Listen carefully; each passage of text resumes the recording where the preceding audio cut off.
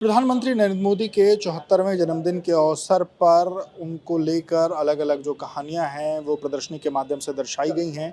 उनका बचपन कैसे बीता और किस तरीके से वो आगे बढ़े, इसको लेकर ये प्रदर्शनी बताती है और उसमें लिखा है कि बचपन वो किस तरीके से एक इमारत की तरह होता है और नींव जितनी मजबूत हो, इमारत उतनी ही ऊपर जा सकती है। भारत के सबसे लोकप्रिय प्रधानमंत्री नरेंद्र मोदी की कहानी कुछ ऐसी ही है और उसमें उनकी बचपन की तस्वीर और बचपन में मोदी का जो घर था वडनगर का, वो इस तस्वीर में दिखाया गया है। इसके बाद जो अगली तस्वीर है, वो बचपन की पाठशाला की है। उनका जो पहला प्राथमिक कुमारशाला वडनगर में स्कूल था, वो इस तरीके से दिखता था। आज की तारीख में वो वैसा है। वहाँ जो स्थानीय पुस्तकालय था वडनगर में, वो कुछ ऐसा दिखता था और जो पिता की चाय की दुकान थी वडनगर रेलवे स्टेशन पर, वो कुछ ऐसी दिखती थी। इस प्रदर्शनी के माध्यम से उनका बचपन कैसा बीता, वो आपको दिखाने की कोशिश कर रहे हैं। पीएम को किताबों से काफ़ी ज़्यादा प्रेम था, किताबों के समंदर के वो गोताखोर थे कहीं न कहीं।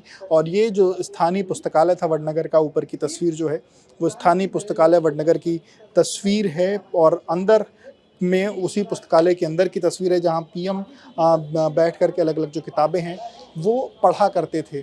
और अगली जो तस्वीर है, गाँव एक तो लोगों में भेद क्यों? बचपन से ही गाँव के पिछड़े और वंचितों की दशा को लेकर नरेंद्र मोदी के दिल में करुणा थी। भेदभाव की सामाजिक कुरीति के विरुद्ध जो समाज को जागृत करने के लिए जो नरेंद्र मोदी थे, उन्होंने पीलू फूल नामक एक नाटक की रचना की थी और वो प्राथमिक कुमारशाला वडनगर, यहीं पर वो नाटक यहीं हुआ था। इसके बाद नरेंद्र मोदी ऐसा साहस जो करे उसी का नाम।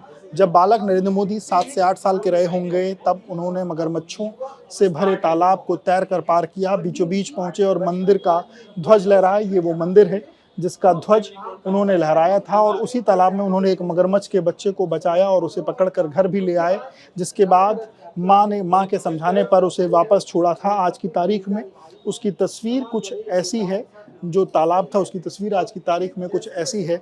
वहीं देशभक्ति की शक्ति भी कहीं न कहीं जो है वो उनमें थी। वो किस तरीके से एनसीसी के कैडेट थे, इस तस्वीर में देखा जा सकता है।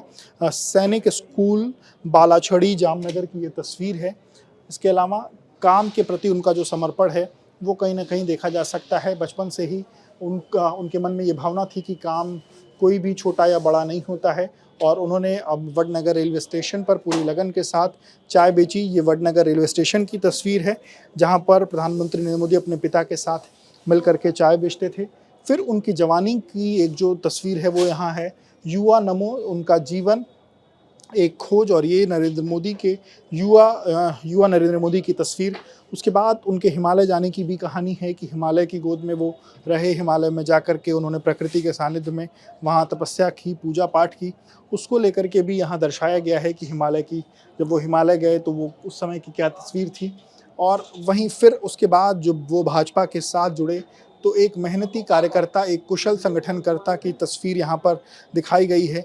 जो राम रथ यात्रा जिसका ज़िक्र होता है, उसमें नरेंद्र मोदी कैसे दिखते थे, वो यहाँ दिख रहा है। और उसके बाद सारे देश में जो एकता यात्रा निकली थी, उसकी जो तस्वीर है, वो यहाँ देखी जा सकती है।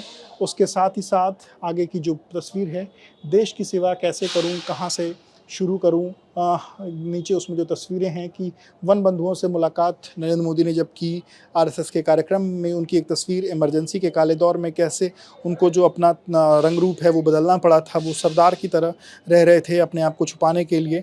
और आरएसएस के सरसंघचालक बाबा साहब देवरस के सानिध्य में जब वो थे, तो वो कैसे दिखते थे। तो ये तस्वीर कहीं न कहीं बताती है कि उनका जो जीवन था वो कितना उतार और चढ़ाव से जुड़ा हुआ था, अलग-अलग पहलू थे उनके जीवन के और वो सब कुछ इस प्रदर्शनी के माध्यम से लोगों को जानने को मिल रहा है।